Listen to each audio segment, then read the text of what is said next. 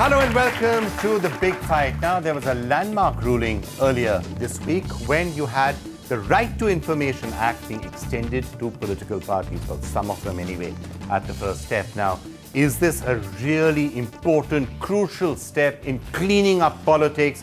Is it going to have a massive impact on transparency in the entire political system? Or is this the thin end of the wedge, as some political parties feel, and is it something which is bad in some way in law? Should the RTI not be extended to political parties? And that's really what we're going to discuss in some detail over the next 1 hour. We do have with us right here in the studio Anil Berwal, coordinator at National Election Watch, whose petition really started all of this along with Subhash Agarwal's petition. This is where the ruling actually came. We also do have with us Wajahat Habibullah, former Chief Information Commissioner, who can give an insider's view as to what the CIC perhaps could have been thinking of. And we also have with us Anjali Bhardwaj, co-convener of the NCPRI, who's been doing a lot of work in this area. And then from the political party side, we have Nirmala Sitharaman, national spokesperson of the BJP, right here with us in the studio. We have Nirotpal Basu, a central secretariat member of the CPIM. Sanjay Jha is joining us to talk from the Congress party side. He's joining us from Mumbai. And we're going to be speaking in just a couple of minutes to Gurudas Asgupta as well, Lok Sabha MP from the CPI. Anil, why don't I start off with you? You seem to have really disturbed the hornet's nest, and that presumably was your intention. Is this, have you rocked Indian democracy to the, to the really hilt? Political parties have been saying that they are totally transparent in their working. They get scrutinized from everybody day in and day out, and they have nothing to hide. If they have nothing to hide, frankly, this opposition from most of the political parties and political leaders is quite amusing. Amusing. Nirmala Sitharaman, you want to start off? If political parties have nothing to hide, why should they be scared of the RTI? There's no if political parties. They can't, they won't, and they shouldn't be. Even as it is with the Election Commission, with the Income Tax Department, you are definitely giving all the informations that they ask, and some proactively at that. It is only a question of how many authorities are we going to respond to, in what format, and also, is the Election Commission not a final authority on it? After all, that's also a constitutional body. Now, if already many information is being systematically given annually by the political party, and particularly during election time by the candidate in the form of the accounts that he submits, as it is, we are providing detailed, elaborate account if you hold a rally, if you hold a major, meeting somewhere. So the question here is, the Election Commission has now got to probably explain to us, political parties, saying where they stand on this matter.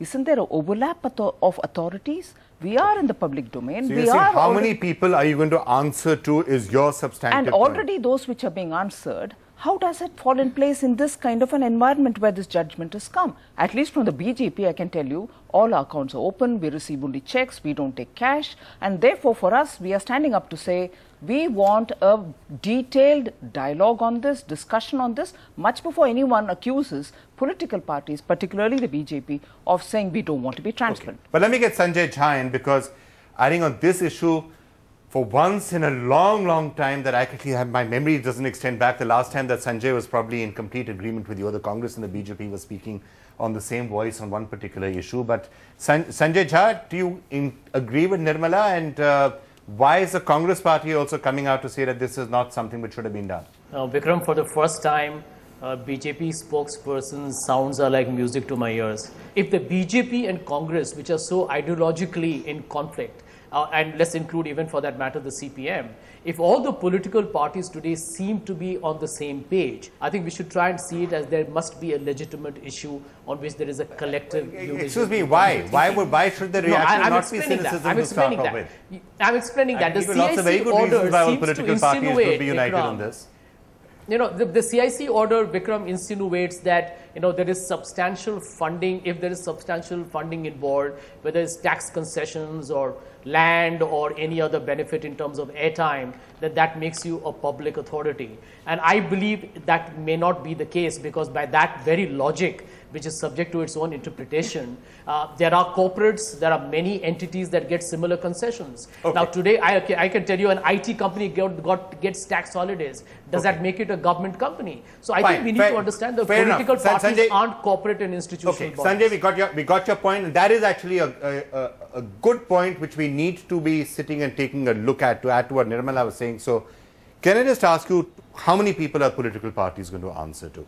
And Sanjay says, on what basis are you saying that political parties are actually government funded to start with? Because just giving tax concessions doesn't make them government funded, or bungalows doesn't make them government funded. Your point that this has brought the political parties under the RTI Act is incorrect. Political parties have been under the RTI Act for some time, because there was a decision of the Information Commission, my colleague Mr. Tiwari, saying that all the income tax returns of political parties are subject to public disclosure, a decision which has not been challenged, a decision which also discloses to the public the amount of money that each political party... So that has already happened, you're Yes, saying? in 2008, not even challenged. Okay. It was not Perhaps challenged I in the wasn't aware courts, of it it still entirely. stands. There was a decision by me in 2009 saying that although political parties come under the RTI Act under the definition of information, they are not public authorities. And that order has been set aside by the present order, so you might say that I would oppose the present order, but I don't. Because I've been through the present order, and it gives a very cogent reason why this is so. I'm afraid the decision of the CIC has not really been properly understood.